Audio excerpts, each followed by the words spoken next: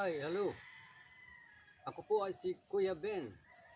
Kumusta po kayong lahat? Magandang araw sa inyong lahat. Sa buong mundo, sa lahat ng mga viewers, particular sa Pilipinas. Ako po ay mula sa Davao City. Muling ibahagi sa inyo ang mga bagay na nagdudulot o nagdadala ng mga lunas sa lahat ng may mga karamdaman. Ngayon, although nabahagi ko na ito sa matagal na mga araw o buwan, ngayon sasabihin ko sa inyo uli na ito ay makatulong sa lahat ng mga taong nagluluksa, nagdurusa dahil sa iba't ibang mga karamdaman na meron kayo ngayon. So, this time, isishare ko sa inyo ang mga bagay o mga tips na maibigay o maidulot sa plants na ito. Ito ay tinatawag na spiral plants na kung tawagin natin ay insulin plants. Maliwanag ba mga viewers?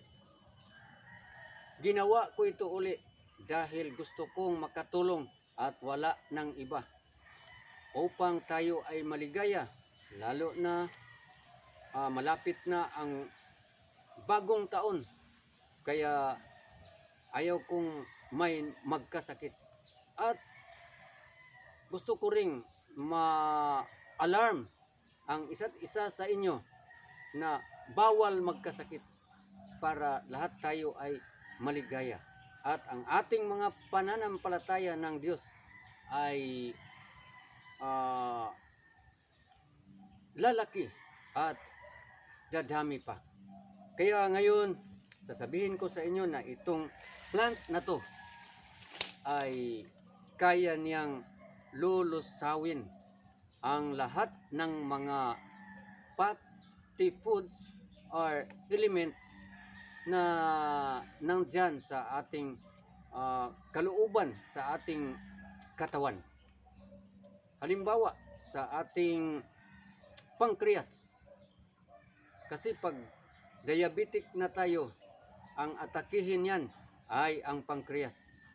Mamamatay at manghihina ang ating pancreas at walang ibang solusyon kung hindi itong tinatawag na insulin plants or spiral plant. Ito ang mga properties na mayroon sa plant na ito. Una, ibibreak niya yung mga glucose o sugar na bumabalot sa ating mga selula. Kaya tataas yung sugar sa mga diabetic patient dahil yung mga sugar na intake natin ay hindi siya mabahagi sa iba't ibang mga parte ng ating katawan dahil nababalot siya sa tinatawag na oil na mula sa kinakain nating araw-araw, pirito or mga animal product, mga fatty foods. Kaya yung sugar na hindi nabibreak at hindi na turn into energy, dumadaloy at sabay-sabay sila na dumadaloy sa dugo natin. Kaya pag magpapatis tayo, mataas ang sugar natin. Yung iba, may 500, may 1,000, may 300. Kaya wala nang gana lahat sa pagkain dahil takot tayo baka madididbol na. So kaya itong plants na ito ay makatulong. Bakit? Dahil mayroon siyang property na maglusaw o lulusawin niya yung mga oil na nandyan sa ating mga selula. At ito niya magiging energy yung mga kinakain natin. Dahil yung personal lang natin na mga juices sa ating katawan ay wala tayong enzyme na maaring lumulusaw sa ating kinakain na mga fatty foods. Akala ng iba na yung diabetic patients ay malakas sila uminom ng mga matatamis at kumain ng mga matatamis na pagkain. Hindi nila alam na yung malaking sanhi o dulot o dahilan ay mula pala sa mga pagkain na matataba. Gaya ng sinabi ko kanina, na balutin sa lahat ng mga taba na ating kinain ang ating selula. At wala tayong enzyme na magbe-break niyan maliban sa ating insulin sa katawan. At dahil marami ng fat sa ating katawan, hindi niya kayang i-break. At magka-misinterpret ang ating anti-agent na sa katawan, kakainin niya ang lahat ng mga juices na pinalabas mula sa pancreas.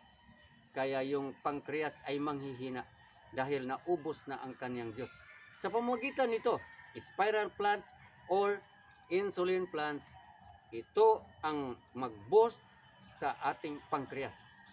At yung pancreas, maaring mag-excrete siya uli ng magaganda at maraming insulin na maglulusaw sa lahat nating kinakain, particular sa mga fatty foods or sugar aron ma-turn into energy.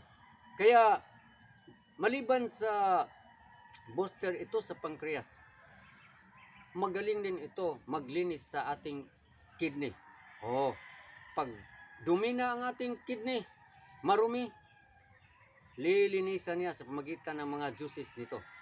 At yung mga diabetic patients, madaling makarecover pag ugaliin na gamitin itong spiral or insulin plants. Yan ang mga maibigay ang plant na ito, ng plant na ito. At maliban yan, i-eliminate niya ang lahat ng mga toxin sa ating katawan. Lilinisin ang ating dugo. Kaya pag malinis ang ating dugo, malinaw at clear ang ating kaisipan. At siyempre, yung healing ay nandyan na sa inyo. Basta hahanapin at kakainin ito. Kahit isang dahon sa umaga, isang dahon sa gabi, tama na yan. Pero kung gusto nyo, may sama na ang inyong pamilya na iinom at kakain ito, gawin itong juice. Kung mayroon kayong blender, kung mayroong juicer, hugasan ninyo ng maigi at ipasok doon sa blender, i-blender. Haluan natin ng calamansi juice o yung mga nandyan sa foreign country. Throughout the whole world, you can use this with mixing with lemon. Yung lemon na yellow, yan. Masarap siya inumin bilang juice araw-araw. Kung mayroon kayong honey, lagyan nyo ng honey. Kasi yung honey ay yan ang pinaka-pure at walang hazard na sugar. Mga kapatid, mga viewers, maraming salamat uli sa maikling panahon na aking naibibigay o naibahagi sa inyo. Inaasahan ko po na lahat tayo, kung sino man na mayroong sakit, ay malunasan sa pamagitan ng pag-inom at paggamit nitong tinatawag na spiral plants or insulin plants. Yung walang mga tanim, maaari kayong mag-PM sa akin. Pwede ko ipadala ito. Yung gamot, yung tawag niyan yung puno talaga, para buhayin dyan sa inyo at maaring ipamahagi nyo sa inyong mga kapitbahay na mayroong sakit. Maraming salamat uli. Hanggang sa next video na aking gagawin. God bless us all. Thank you.